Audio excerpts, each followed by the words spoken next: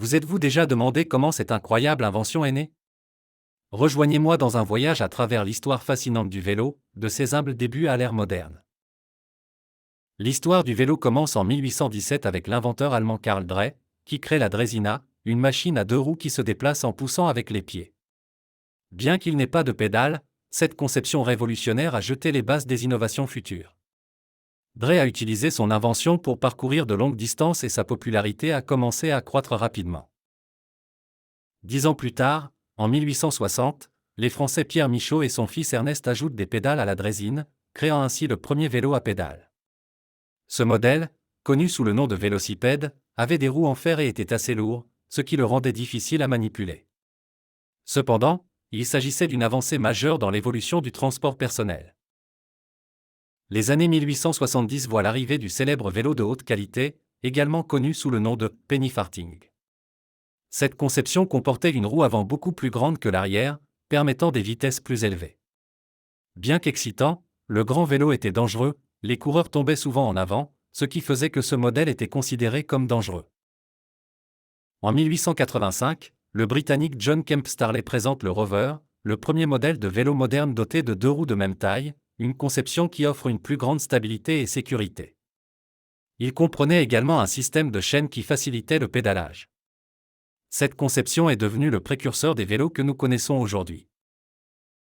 Au cours des années 1890, le vélo devient extrêmement populaire dans le monde entier. Aux États-Unis, les femmes ont commencé à adopter le vélo comme symbole de liberté et d'émancipation.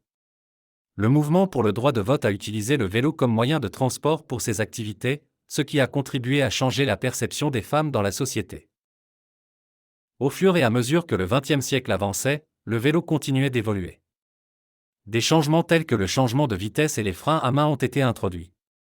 Des vélos spécialisés ont également commencé à être développés, comme les vélos de course, d'alpinisme et de tourisme.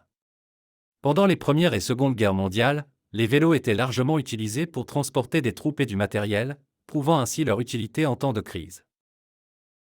Dans les années 1960 et 1970, la culture du vélo a connu un fort regain d'intérêt, alimenté par les mouvements en faveur de la santé et de l'environnement.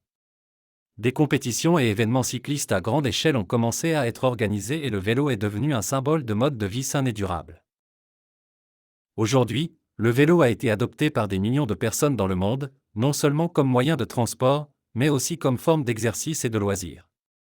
Les innovations se poursuivent, avec l'essor des vélos électriques et des applications favorisant la mobilité durable.